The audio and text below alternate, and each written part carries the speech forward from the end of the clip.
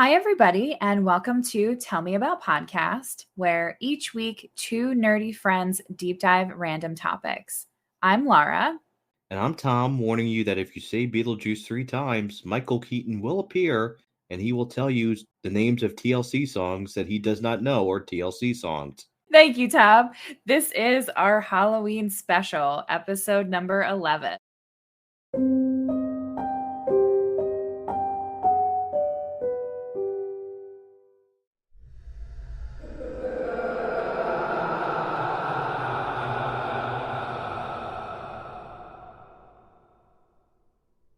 So, Tom, how do you feel about Halloween in general? I am pro Halloween. You're pro Halloween? I used to like dressing up. Yeah, it's definitely something that's very nostalgic for me. I think it's definitely more special when you're a kid for some reason, although I'll get into some of that and how it's become more of an adult holiday. But I like Halloween for sure. I'm not like a super fanatic about it. I think I like more of like the decorations more than anything. But yeah, it's a good holiday. We never used to, growing up, we didn't overly decorate, but we also didn't really have people come to the house because we kind of lived on an adult block.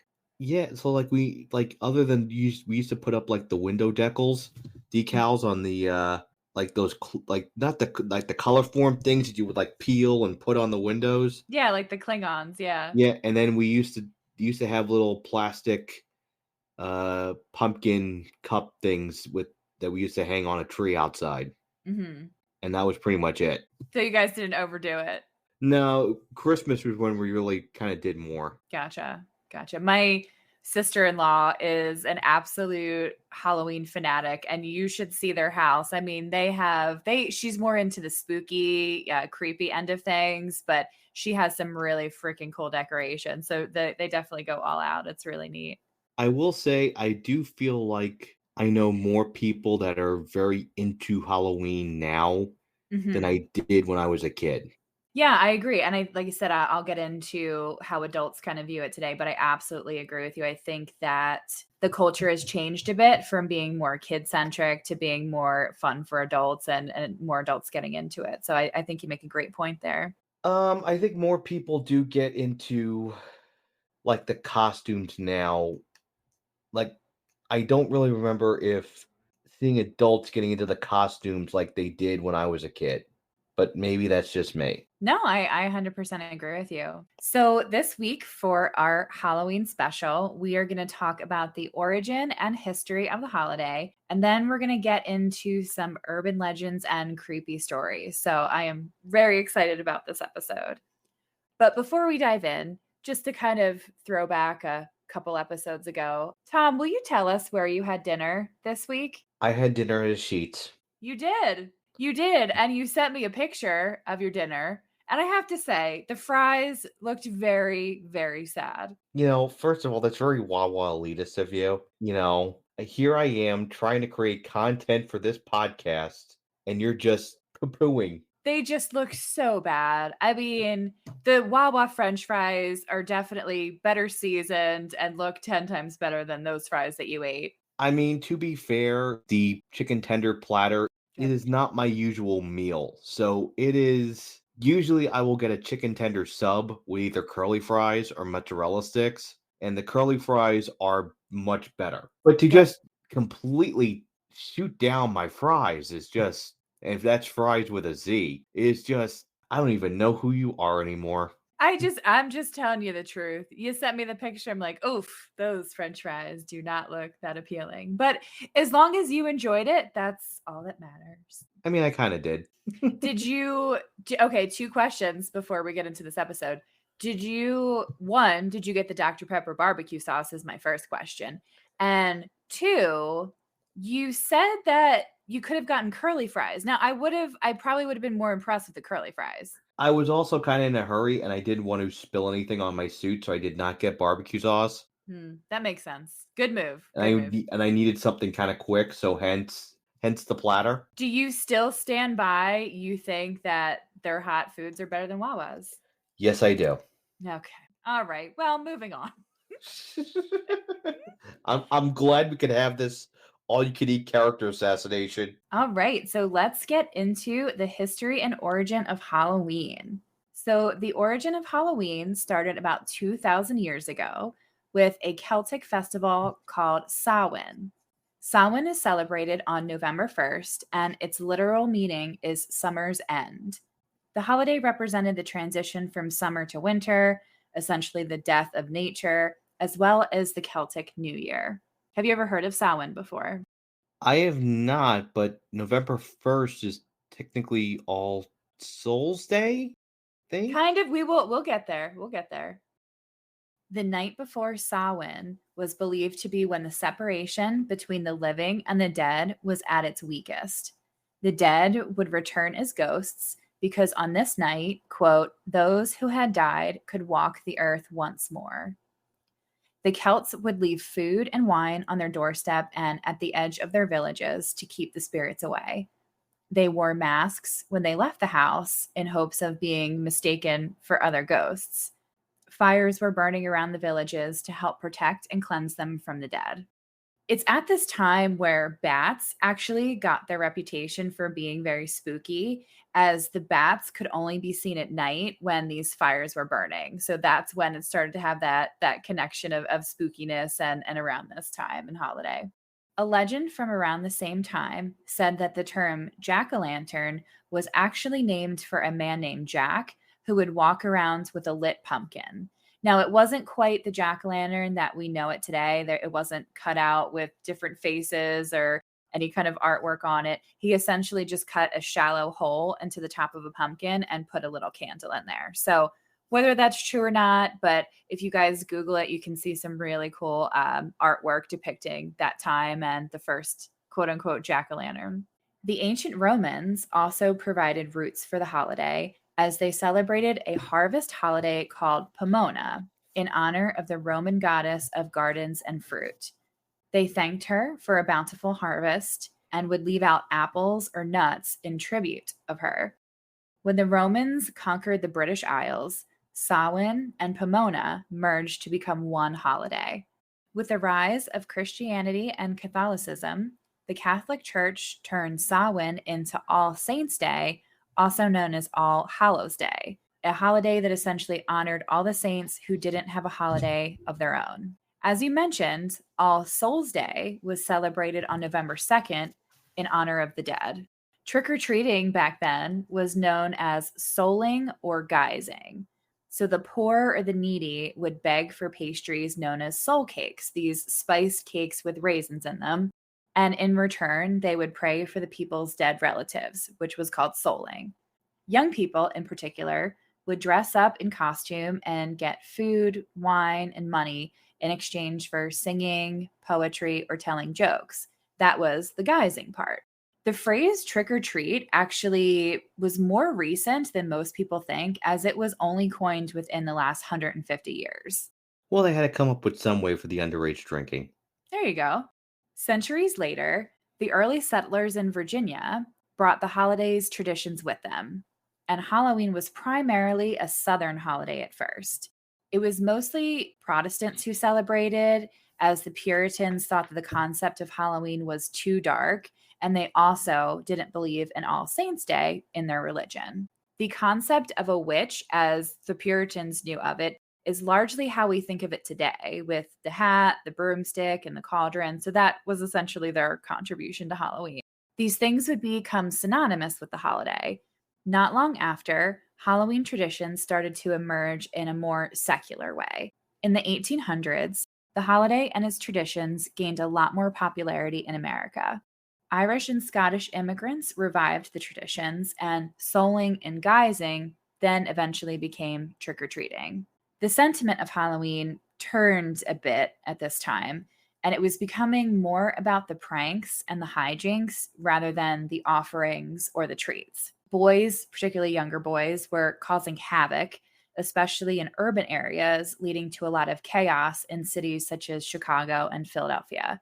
They would put bars of soap on the cable car tracks, causing multiple accidents and injuries. They would move stairs from in front of people's homes for them to fall out of when they walked out the door. And they also set fires to buildings and threw stones at windows. It was actually becoming a really serious problem. You were shaking your head as I was saying that. Did you hear of that before? I did not hear that before. None of that surprises me though. Gotcha. Okay. It And didn't me either. It was a lot more of a problem back then than I think anybody realizes today. So this went on for years and was again a huge problem in these cities. In the rural areas, they removed gates from fences so that animals could escape from farms, and they disassembled and reassembled tractors on top of roofs. Now I actually have a photo of this, and this was pretty terrible, but I kind of thought this was a little hilarious. it's the Purge medieval years. That's what it looks like, honestly, it looks very creepy. You can see another one up there All on top simple of roof. vandalism is legal. I don't know, I thought it was kinda funny, but it does look very creepy, so we will put those on our TikTok and Instagram accounts for you guys to check that out. So this behavior could not just occur on the holiday, but in the days prior as well, and this is when the night before Halloween started to become known as Mischief Night. Tom, I know you were probably a really good kid, so you never went out for Mischief Night, did you? I never even heard of Mischief Night. You never heard of Mischief Night? Mischief Night in New York was never a thing, or at least I never heard of it. I thought it would have been big in New York.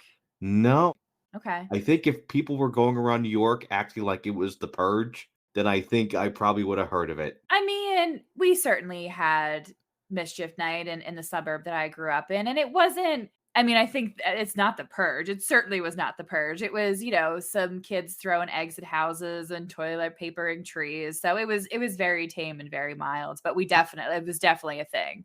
I really kind of want to know where the toilet paper and the trees come from. I don't know what you're trying to accomplish there.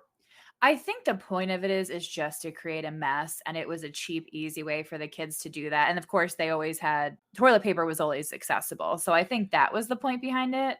But as we learned in March 2020, is our most precious natural resource.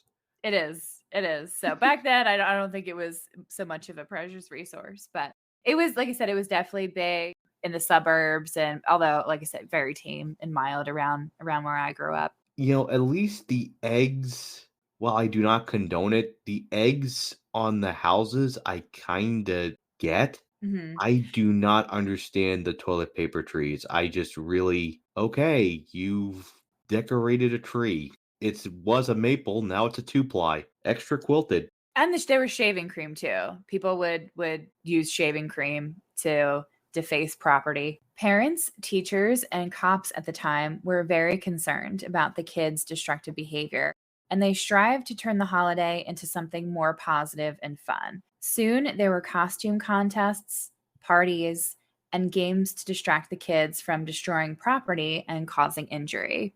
In the 1900s, Halloween continued to grow in popularity. The first Halloween parade was actually in Allentown, Pennsylvania in 1905, and a book was published called The Bogey Book by Dennison Manufacturing Company, and it helped shape the holiday into something that was more tamer and fun. The book was essentially a guide for Halloween party planning, and this is where you also started to see the orange and black aesthetic and the Halloween themed artwork. And also at the time, apple bobbing was a very popular tradition.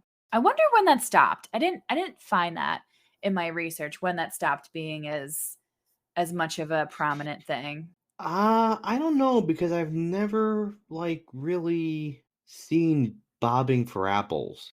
Yeah, I mean not even when I was a kid, but I know I always thought it was a very like early 1900s, maybe even into mid-century type of practice. But yeah, I never been to a Halloween party where they did that. No, I can't say that I did. Also, too, hearing the words in the 1900s pretty much ground my bones into a fine dust. Speaking of that, I saw somebody post, I think it was on Instagram. I think it was a Gen Zer had a question about something that happened in the 90s, and they referenced it as the late 1900s. And like Oh boy. everybody in the Oh comments god. went completely nuts. And I'm like, okay, Oh no. god, I just got a hernia thinking about that. Yeah, so that made me feel really old.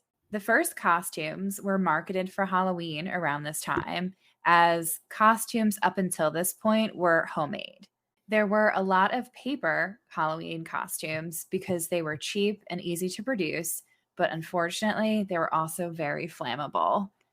Better, safer costumes came about in the 1930s. Halloween really became this social occasion, and parades really became prevalent in cities and small towns. By this point, candy was given out as treats, which was also supposed to keep the kids happier so they wouldn't cause destruction. It wasn't until the 1950s that Halloween really took on a more family friendly, kid centered form. There was a wider selection of commercial costumes, both for adults and children. Candy companies capitalized on the holiday as they saw and earned a major payday. Hollywood also got in on the game with scary movie festivals and Halloween specials on TV. John Carpenter's Halloween in the 1970s was one of the first and certainly the most popular Halloween movie, earning about $500 million dollars to date. The movie altered pop culture forever by redefining the Halloween mask and shifting the focus from ghosts to real murderers. Thus, a movie genre was born. So, Tom, how do you feel about scary movies? Do you like them? Do you not like them? I kinda have to be in the mood for them. Like, I'm not really a fan of, like, the Saw franchise. I don't like gore. Yeah, If it's, like, something like The Shining, like The Shining I really liked. Shining's good. I don't care for horror or gore, really Mhm. anything like that. I get you. I kind of feel similar about it. I mean, I don't hate horror movies at all. I don't like torture either. So, like you said, the Saw movies are a definite no for me. I just can't do it. But if you remember back in like the late 90s, early 2000s, there were a lot of movies that came out. So if you think about, there was Scream, there was Scary Movie, there was I Know What You Did Last Summer. There was the Blair Witch Project. I mean, The Ring came out. I think that was a little bit later. So there was just this explosion of horror movies, at least when we were kids, teenagers. Well, and yet and, like, there was the reboot of Halloween Yeah. with Jamie Lee Curtis. I know there was I I think it wasn't there a new Carrie? Hmm. I think there was at some point, and there was, like, a whole Final Destination, Yeah. Those weren't which bad. Yeah. I mean, Scary Movie was supposed to be a parody, Right. Yeah. of But all that's what I kind of mean. It almost there were so many scary movies at the point that I think that was the joke that they were making fun of those essentially. So Yeah, because that was supposed to be making fun of, like, I Know What You Did Last Summer Scream. and Hmm. Scream, and I think wasn't David Arquette in Scary Movie too, I think? He may have been. But that was kind of the point of that, because there was really kind of this surge in the late '90s, early 2000, and then after that, you got into Saw. So I think for me, it's not something that I watch on a regular basis. I do at least try to every October maybe watch like 2 or 3 horror movies just to kind of get me in the mood for the holiday, but yeah, it's not something that I seek out on a regular basis. No, and it's not like people I know I've seen who make it their entire personality. Mhm. There are some people that are fanatical about it though.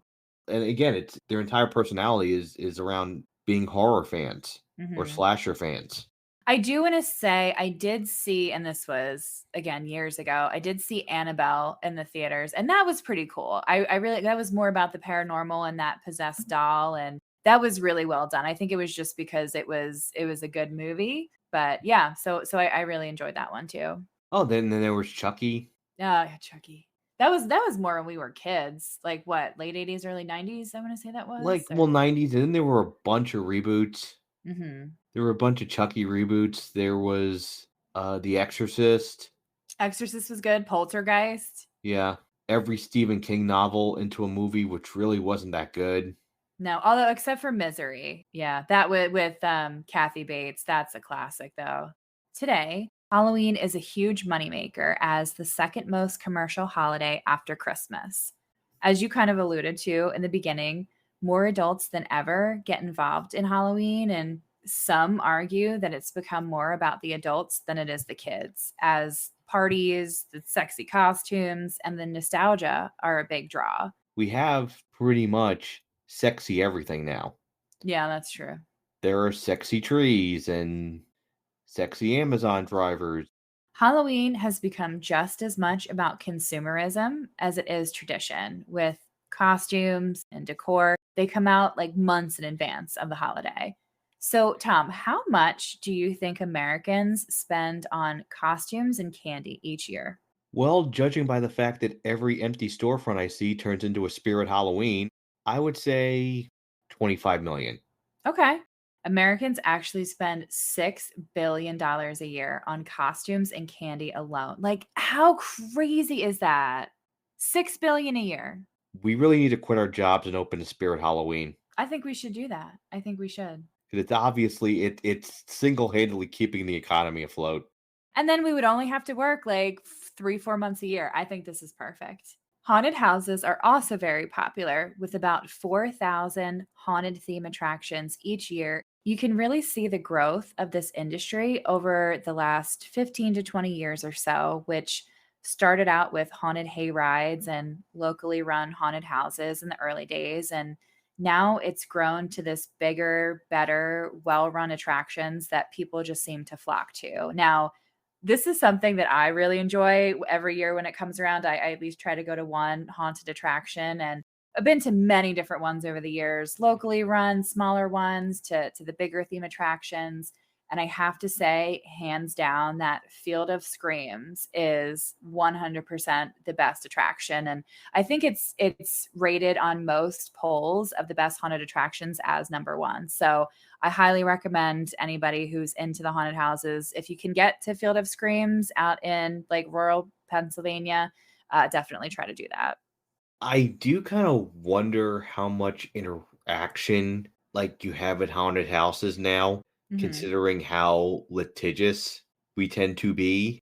That's an excellent point, and I can tell you that first you have to sign a waiver usually at these haunted attractions before you're able to be admitted into them. And secondly, they usually give you a speech about, the actors can touch you, but you can't touch them, and if you touch them or swing at them in any way that you'll be automatically ejected. So I do think at least in the bigger ones that the rules are really tight and they run a tight ship. I mean, I would hope so. Yeah. So I do think they've learned over the years, certainly, and I think that those liabilities come in handy, which funny that I mentioned that. We're going to get into that in a little bit with a story that I want to tell you. There's also a renewed interest in superstition and the paranormal that also draws on this theme, going back to the roots of the holiday. Ghost hunting and paranormal activity shows air year round and now has its own niche in pop culture. The holiday is also special for a few other reasons. Halloween is about being someone or something else and having this self transformation, if only for one night. And I think for adults, this is something that a lot of us crave. It's an easy way for temporary self transformation and expression. And for kids, I think it's fun for the candy and going out with their friends, but I think it also gives them power, especially power over the monsters who can't get to them if they're a monster too. And again, the best part is that candy is the reward for your efforts. So before we move on to the Halloween urban legends and creepy stories, just want to talk about our own personal experiences. So, Tom, do you remember what some of your costumes were when you were a kid? I think I was a football player, a baseball player. I had the pants and the cleats. I know I was a detective once, That's pretty cool. and I even had a badge and the trench coat and a Mhm. fedora. Love it. Love the aesthetic. I might have been a sailor or a pirate. I feel like pirates were very popular when we were kids. It probably was. I just know when I was a kid, my parents loved to put me in costumes that would make me wear a hat. So I remember I was all the stereotypical girl costumes. Like I was different princesses and I was a ballerina, which I also did ballet when I was little. So I essentially just, put on my recital costume and my ballet shoes. So that was an easy thing. But I don't think I was anything that crazy. It was like I said, it was just a very, very stereotypical girl costumes.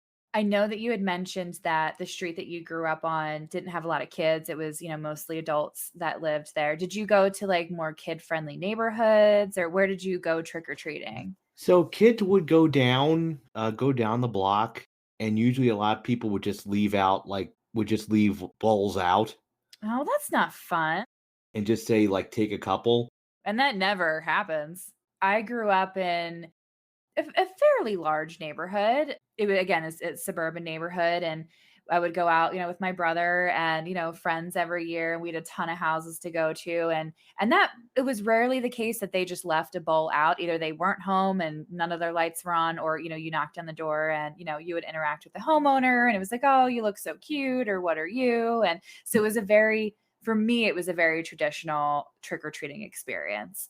Now, I do remember there was one house in our neighborhood. It was actually right outside of our neighborhood that would just go all out every year. And they would be very creepy and haunted and have this like whole setup that you would walk through, like, where you would almost like put your hands in like bowls of grapes that were supposed to be eyeballs. And, people would jump out and scare you. I mean, you could tell how much they loved the holiday and how much they got into it. And it was so, so fun as a kid. So their hard work certainly paid off. And we always looked forward to going to that house. So I think they moved by now, but I hope wherever that family is now that they keep up that holiday tradition. That was pretty cool. So they had like almost like a makeshift haunted house They in did. the Yeah, but neighborhood. they did it all themselves, and they were so good at it. Like they went all out with it. Like it was phenomenal. That also allows me to bring up a headline from 2 years ago that I had forgotten about, and now you reminded me of. To add for effect here, I'm going to put on the reading glasses because podcasting is a visual medium. Now we both have glasses on. Texas assistant football coach girlfriend sued after monkey at haunted house allegedly bites child. Oh my god. So this was a story that broke around 2 years ago. So this would have been December of 21. And it actually broke the same night the Twitter meme of the Australian dating show where people would fall in through a trap door and off the platform went viral. Yes, I remember that. So the same night, it leaks, as most college football news does through message boards, that a Texas assistant coach and his girlfriend were being sued because a emotional support monkey that they kept on their property allegedly bit a small child. That's just So the oh. story was that the coach's girlfriend, who had also brought the monkey on Jerry Springer once, basically had this emotional support monkey, registered it with the state, and it was a emotional support monkey that was kept in the backyard, and they basically made it part of the haunted house and said that, and this was according to the lawsuit, the monkey was trained to give high fives. I was gonna say, talking about liability, like why in the hell would you let that thing around other people? It was a very wild story, no pun intended. If you were on college football Twitter, you know this story. You also know that there were a lot of Twitter jokes that came out of this. Oh, I'm sure. Not at the obviously not at the child's expense, but a lot of jokes about the emotional support animal and all of that. There are also jokes that because this was the University of Texas, that Texas A&M, their chief rival, who also is completely funded by oil money, was basically going to now try and top it with like an emotional support like Shark, Okay, just that's pretty good. just to prove that they have more money than Texas. So it was, yeah, those were wild times. Sounds like it. So, do you know, did they win the lawsuit against these people? I have no idea whatever happened to the lawsuit. When I heard neighborhood haunted house, I thought of this is what I thought of. This is what my Gotcha. sports nerd sicko brain thought of. Well, to each their own.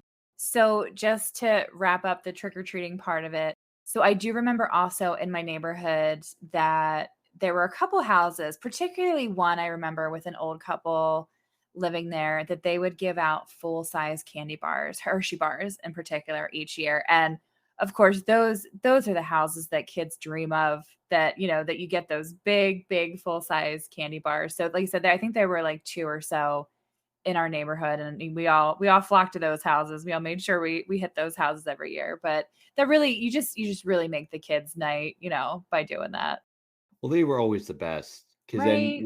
because you always had the one house that gave out like raisins Exactly. Or toothbrushes.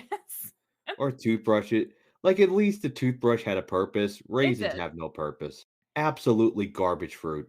It is. It is. Unless unless raisins want to sponsor us, in which case raisins are superfoods. And I don't even hate raisins, but it's yeah, they're not my favorite. But I think one house I went to over the years, I think they gave out like dollar bills, which like okay, like it's money, but like that's not the point. We're looking for sugar. Like just give us sugar. This is what we need.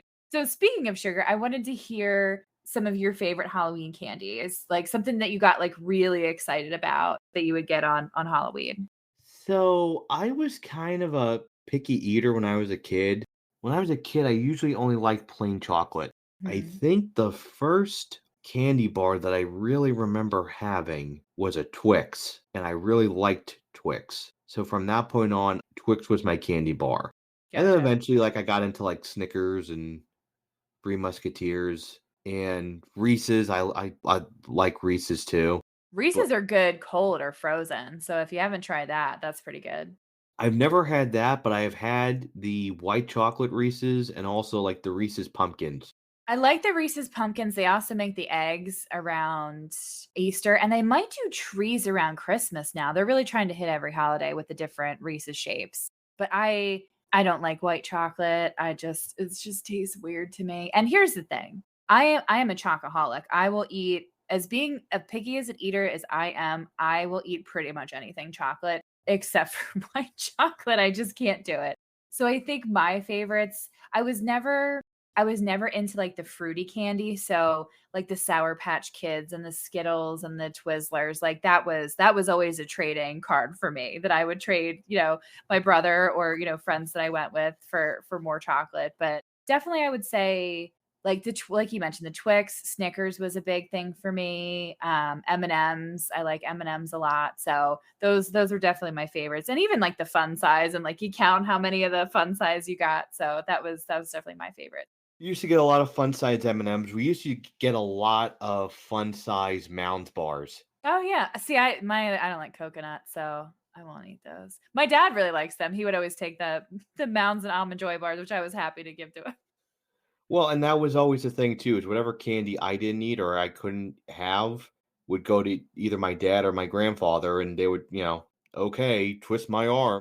So now I want to talk about some Halloween urban legends, some of which I knew about and others I didn't. And Tom, you'll have to tell me if you've heard of any of these. I'll also mention some true stories as we go through these. And I do want to give a warning before we continue. Some of these stories are a bit creepy or gruesome. So please, please be aware of that and listen with caution. So the first one is arguably the most infamous Halloween urban legend, and that is razors or poison, typically cyanide or arsenic, in Halloween candy. And it's a bit ironic that the old adage, never take candy from strangers, applies to every other day but Halloween. So, parents for decades have inspected their kids' candy after them coming home from trick or treating just to make sure that it looked safe. And there's actually only a handful of cases where this actually happened, and it's largely a myth. Every year, multiple stories come out that Halloween candy has been tampered with, but most are found to be a hoax. The media also certainly plays a role in sensationalizing these stories, again, most of which are not true. And they do advise parents to always check their children's candy, which I don't think is a bad idea. Just, spot checking it, make sure everything looks good. I don't think that's a terrible idea. Some ERs and urgent cares also offer free x rays to examine candy for any foreign objects, which I have heard of that. And I don't know if hospitals around where I grew up offer that or not, but this is something I definitely heard of before. So my only argument with that is are we making sure that the patients there who actually need these x-rays are getting them? Like, are you just sliding in candy in between x-rays? Like, what's going on? Well, and here's the other thing too that I will mention because we've kind of had this has evolved into something else. I'll just put this out there. think of how much legal substances cost in places where certain substances are legal. They're not going to give them away for free. See, you're giving away my whole story here. We get to that in just a minute. So hold that thought. The reported incidents of Halloween candy being tampered with peaked back in 1971 at a total of 14 cases that year. Now, tampering with candy and repackaging it is very difficult to do without anyone noticing. And these incidents that did happen rarely resulted in injury or death of a child. There are three real life incidents that I wanted to discuss regarding candy being tampered with. And the first one happened in 1964 and it involved a woman named Helen Feel, a 43-year-old mother of two from Long Island, New York. She apparently didn't like teenagers coming to her home trick or treating because she thought that they were too old for it. So she decided one year that she was going to give them special treats instead. She handed out sweets wrapped in napkins that had ant traps in them. So, first of all, why would you, and again, this is back in the 60s, but why would you accept a treat or candy from somebody that's wrapped in a napkin? Like, to me, that goes right in the trash. I'm not even looking at it, like that. Again, it's the 60s, but oof, right? Also, too, like, even if it's okay, what are the odds it's actually good? Yeah, exactly. Now, of course, these teenagers found them, who told their parents and in turn contacted the police. Helen was questioned and admitted to handing out three of them, though the actual number that she did hand out is unclear. She could have handed out up to 19 of them throughout that night. And her reasoning was that the teens looked too old to be trick or treating, despite her own two teenage sons out trick or treating that night as well, which that just gets me. Like, yeah, this was terrible and she shouldn't have done this, but to have your own teenage sons out when you say that's the reason you did this, it just makes no sense to me. Like, this The woman is youths, nuts. the youths. The youth. When in doubt, blame the youths. Right. Now, her husband said that Helen was just joking and she wasn't being malicious about it, but literally everybody else disagreed. She was charged with 2 counts of child endangerment and pled guilty, receiving a suspended sentence after serving 2 years in prison. And here we have the first known instance of it's just a joke, and you don't have elite enough senses of humor to understand my joke. So the next case is a little more sad. The next case involves Ronald O'Brien, who took his 8-year-old son Timothy trick or treating in 1974. After returning home, like any kid, Timothy wanted to eat some Halloween candy before going to bed. Ronald agreed to let him have a few pieces, including a pixie stick. Several minutes after eating the pixie stick, he said that his stomach hurt and he started vomiting and convulsing.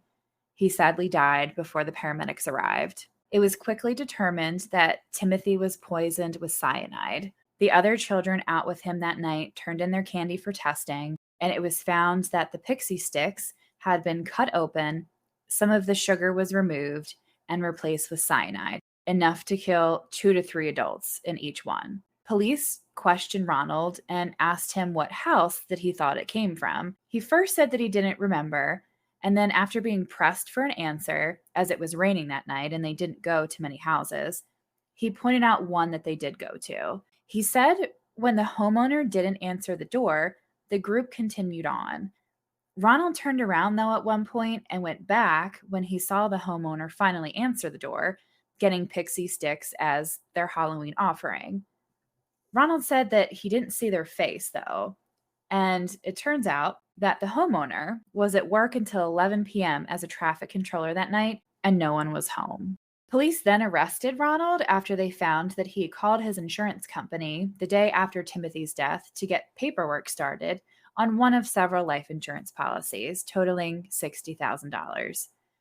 Though Ronald was considered a family man who was very active in his church, he had trouble holding a stable job and was about $100,000 in debt. Witnesses saw him in a couple days before Halloween at a chemical supply store, asking about cyanide and how much of it would be fatal, though the reports were that he didn't buy any at that time, which he could have bought it later. We don't know, but at least at that time, they said he didn't purchase any. Ronald was also allegedly trying to poison his 5-year-old daughter and others that were out with them that night, but luckily they didn't eat them. He was charged with 1 count of capital murder and 4 counts of attempted murder and pled not guilty. He became known as the Candyman and was found guilty and sentenced to death by lethal injection. He denied his crimes up until the end of his life when he was executed in March of 1984. The last story that I have on this doesn't have too many details to it, which is probably a good thing. But back in 2000, a 49-year-old man named James Smith, living in Minneapolis, put needles in chocolate bars and gave them out for Halloween. Thankfully, no one got hurt, though one boy did prick his mouth but didn't sustain any injury. Smith was charged with adulterating a substance with intent to cause death, harm, or illness, which I didn't even know was a charge. That's something new I learned. He was sent to a mental health facility after he was found incompetent to stand trial. Another urban legend along the razor slash poison candy line is that people are also handing out drugs to kids on Halloween, as you alluded to a few minutes ago. So, back in the 1970s, temporary tattoos were very popular with kids. And when Halloween time came around, they were also handed out with candy. Supposedly, the tattoos were laced with LSD, and by licking them, so they were essentially those lick and stick tattoos, and this would get them high. What were known as blue star acid warnings were very prevalent, particularly in the 70s. And these ads warned that these temporary tattoos, particularly with cartoon characters on them, were most likely to be laced with acid. There was even, I think you'll appreciate this, there was even a Bart Simpson temporary tattoo that was released in the 90s that was very widely believed to be laced with acid. There are actually no reported cases of this ever happening. More recently, there are a lot of rumors about cannabis edibles being given out for Halloween. Parents are advised to look for candy with strange packaging, particularly with gummy candies. There have also been no reported cases of kids getting edibles with their Halloween candy. Now, my question here is, what is the end game here? Like, it's incredibly difficult to die from an overdose of LSD or cannabis, so the motive likely wouldn't be murder. And the other argument, which I tend to agree with, is why waste these drugs on kids? I mean, people with these drugs in their possession likely want to consume them themselves or sell them. So this one really doesn't make much sense to me. And it just feels like this overhyped urban legend. And I think the fact that there have been no reported cases of either really shows that this is a myth. All I will say is, again, if cannabis is legal where you live, think about how much it costs to legally buy it. It's not cheap. It ain't cheap, and especially if it ain't cheap, you ain't giving it away. Exactly. Thank you. That's my argument exactly. And that's really all that needs to be said. So, next up is urban legends surrounding clowns. Now, personally, I don't like clowns. I think they're weird and creepy and never really been a fan. How do you feel about clowns? I do not like clowns, and I especially do not like Bozo the clown because I too feel that people are hung up on a clown from the 60s. So, we're not alone, though. Apparently, 40% of people either hate or fear clowns. Now, honestly, I thought that number would be a bit higher, but 40% is a decent amount of the population. The only good clown is the clown in Home Alone 2, the inflatable clown that Kevin uses to tell Tim Curry, "Get out of here before I beat you, you nosy little pervert." That is the only good clown. So back in 2016, when Pennywise was very, very prevalent in pop culture, there was this clown movement, for lack of a better term, where people would dress up as clowns and then just stand around their towns almost like statues. They weren't hurting anybody, but they were certainly trying to scare them. Now, I vaguely remember this happening. Do you remember this in 2016? I do, and the paranoia that ensued was very prevalent. Mhm. Now, some towns actually banned clown costumes after a while to help curb this behavior. And eventually it did kind of subside and go away. But I do remember this was a very creepy thing for a little bit. Yeah. It's creepy. So then there is the urban legend of the clown statue. One night around Halloween, a wealthy couple hired a babysitter to watch their two kids while they went out to a nice dinner. Their father called to check in on them at one point during the night, and the babysitter reported everything was fine. The only problem was that there was a really weird life size clown statue in the living room that was really weirding her out. When she mentioned this to the father, he immediately told her to take the kids to the neighbors and call the police. She was confused, but did what she was told. She later learned that the kids had told their parents that for every night a few weeks prior, about a clown that would watch them sleep at night. And the father didn't believe them until that night. Like, oh, I heard about that one. I'm like, oh, that's oof. Also, it really didn't go with the carpet at all, so No, no, it not was it was a violation of trust and good taste. Speaking of creepy decorations, I came across this supposed true story of another piece of Halloween decor that wasn't quite what it seemed. In 1976, for the filming of an episode of The $6 Million Man, the director needed a haunted house that could be shown in the episode. The crew chose New Height Amusement Park in Long Beach, California for their filming location. As they were moving things around to stage the scene, one crew member took down a hanging mummy. He accidentally broke the arm off the mummy and it revealed real bones from a dead body. So no one knows how long the body was there, nor did workers or patrons of the amusement park know that they were walking past an actual dead body night after night. So that's pretty gross.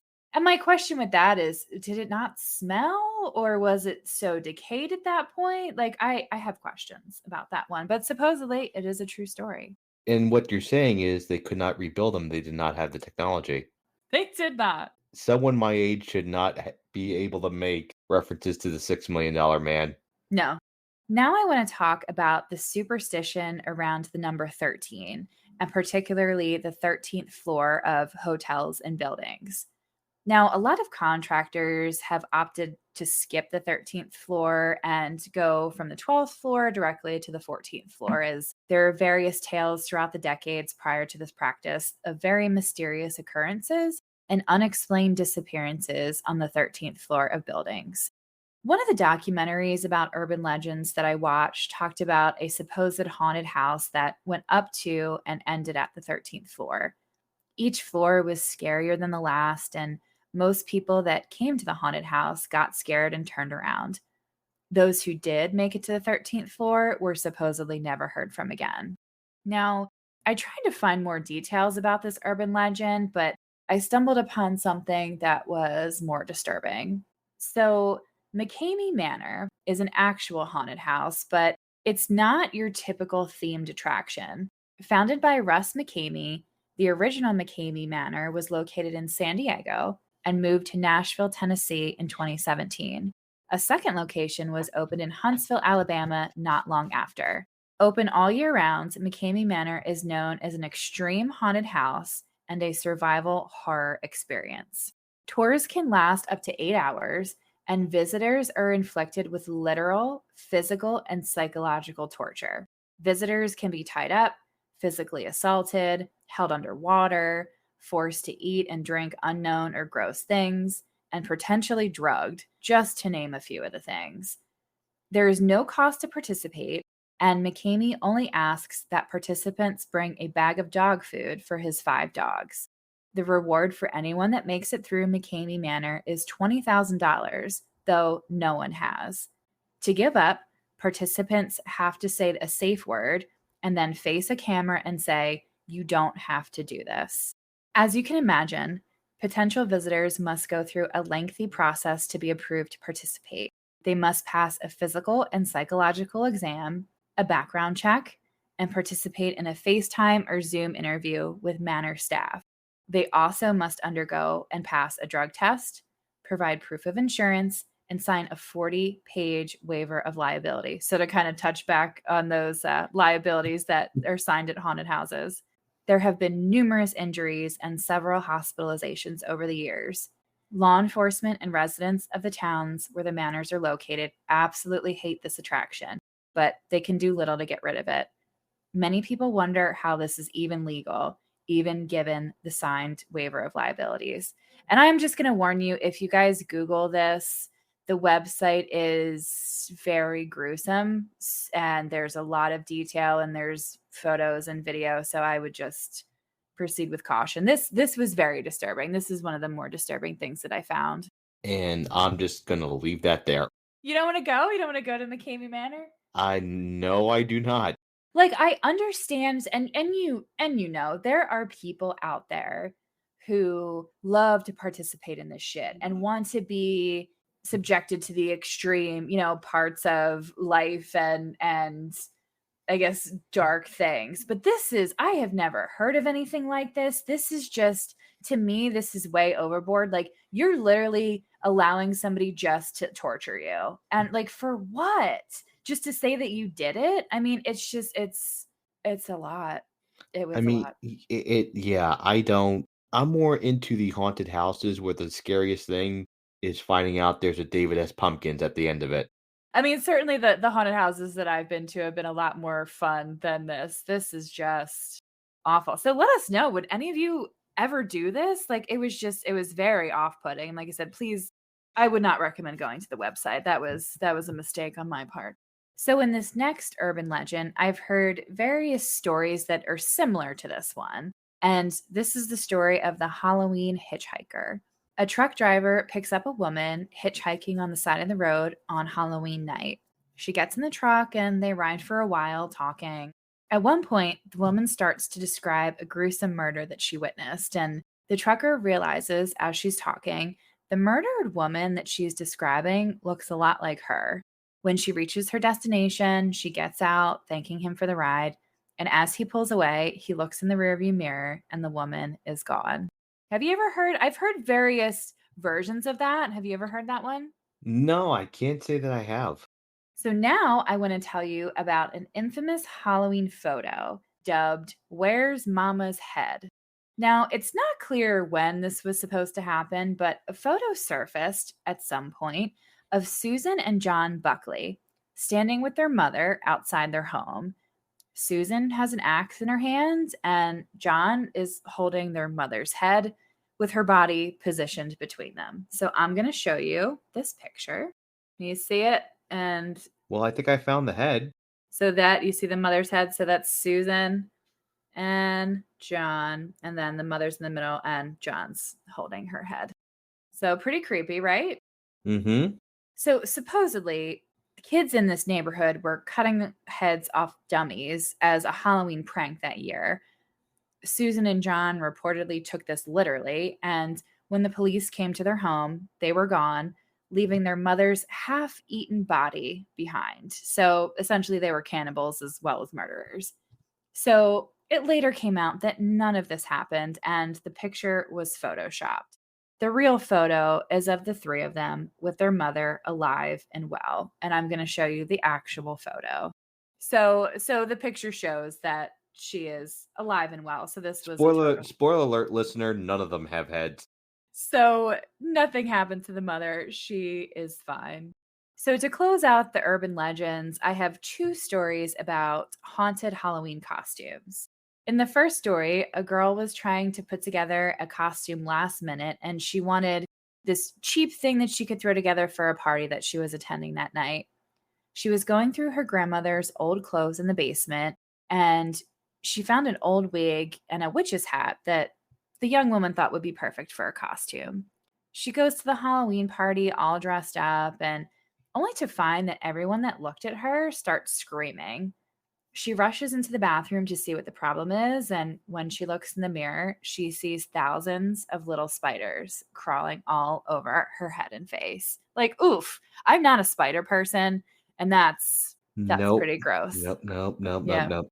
So the other story involves a young man who also needed a last-minute Halloween costume.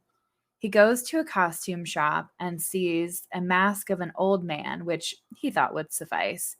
It actually looked strangely real to him, and He hoped to scare a few trick-or-treaters that night with the mask. The man gets home and puts on the mask, only to find that he can't take it off. Try as he may, he couldn't get it off his face. He rushes back to the costume shop only to find it empty, as if nothing was ever there. He's unable to remove the mask, and it slowly takes over his body as he becomes the old man, never going back to his old self. Now, again, I think I've heard a version of this as well, and I don't know if you remember. This actually made me think of an episode of a Nickelodeon show back in the day called Are You Afraid of the Dark? Do you remember that show? I do. Did you watch it? I did not, but I know of it. It was very creepy. I remember, I don't know why they let kids watch it. I remember it being too scary for kids my age and thinking like this is not appropriate for me to The be the watching. 90s were a hell of a time. They were. The 90s were a hell of a time. But it looking back, it was a good show, but I just think it was a little much for kids, young kids. So that's just And what you don't know is that man grew up to be the guy in the mask, in the mall, in the I Think You Should Leave sketch. I gotta show you the mall prank from I Think You Should Leave because that's very much what I thought of. it looked a bit like that. I think the man is supposed to be like the mask was a little bit older looking, but that's very similar to what it's supposed to look like. Yeah. Have you ever watched I Think You Should Leave? I haven't, no. It's funny. It's like a lot of the memes that you see now on like Reddit and like Instagram come from that. Like the guy in Mhm. the hot dog suit, the we're all trying to find the guy who did this, and the hot dog suit comes from there. Mhm. The coffin drop, which is a show they made up of just bodies dropping out of coffins, Mhm. which brought out the I didn't rig shit, I didn't do shit meme. The last tale that I want to mention blends both truth and mythology. South of Mexico City is an island called Isle of Muñecas, and I apologize if I'm mispronouncing that, or it's known as Island of Dolls. The story begins around the 1950s and 60s when a little girl drowned in a canal on the island under very mysterious circumstances. The caretaker of the island, Don Julian Santana Barrera, either found her or attempted to save her, but was unsuccessful. The next day, he found a doll floating in the same canal, and he thought that it belonged to her. He hung the doll on a tree in memory of her. And soon after, he said that the girl started haunting him and he began collecting dolls and hanging them around the island for her to play with. He did this for years up until his death in 2001, where he allegedly drowned in the exact same spot in the same canal that the little girl did. After his passing, his family opened the island as a tourist attraction and told the public about their father's story. The island is still thought to be haunted, with hundreds, if not thousands, of dolls hanging around the island. Some are decapitated, some are missing limbs, and they're slowly decaying. Visitors have reported that the dolls move on their own and their eyes are constantly watching them. The island was featured on Ghost Adventures, Lore on Netflix, as well as BuzzFeed Unsolved. And it even has skeptics believing in this story. No one, though, has been able to confirm the identity or the existence of this little girl. Now, I do have pictures. Oh, that's creepy. That one's worse. That Oh, one. oh boy. Uh-huh. Oh boy. Yeah. And then one last one for you because just to add a little extra there. Yeah. So, yeah, Didn't pretty. John Oliver do a segment about this? He may have because I have heard of the story before I researched it. So it wasn't brand new to me. But my question, and I want to hear what you think. Do you think that after this man died, the family just made up this story to like make money as the island being a tourist attraction? Because that's kind of what sounds like could be a possibility of what's going on here, especially because they can't confirm the identity of this girl. Like, what do you think? I wouldn't put anything past anybody. Yeah. People have done a lot stupider and worse things for money. It just the timing of it just seems suspect to me that like nobody had heard of this until after his death. And like you said, this girl apparently drowned there, but nobody knows of her. Like maybe he did think this happened and he had some kind of like mental breakdown or psychotic break and then started to collect these dolls and hang them around the island. And then the family just kind of spun the story or ran with the story that he told them. Like, I don't know, various things could have happened, but something just seems off with this story to me, you know? Yeah, I can definitely see that. So tell us what you guys think. Like, have you heard of this story before? Like, what do you think? Do you think it's real? Like I said, visitors of the island say that it's haunted and that the dolls are very creepy and they move around on their own and watch them constantly. So I don't know. Tell me what you guys think. Or do you think does it get in their head? Is it more of a psychological thing? So I want to end our Halloween episode with a quote from Steve Garnass Holmes, who was a poet, a songwriter, and a retired pastor. Halloween is a day when we get it right. Strangers come to us, beautiful, ugly, odd, or scary, and we accept them without question. We compliment them, we treat them kindly, and we give them good things. Why don't we live like this every day? And I have to agree with him. I think that's a very sweet sentiment. There's something really kind of sweet about Halloween. Also, candy is good. So that's our show, guys. Tune in next week for another episode from Tom. Tom, you want to give us a sneak peek of what that's going to be? You're going to have to wait and listen to it like everyone else. So if you enjoy our show, please give us a 5-star review, subscribe, and follow us on social media at the Tell Me About Podcast, and send us comments and episode suggestions to the Tell Me About Podcast at gmail.com. And if you're going to summon Michael Keaton, at least have the decency to tell him he is the best Batman. Really? You think he's the best Batman? Let's not have this argument now. See you next week, everybody.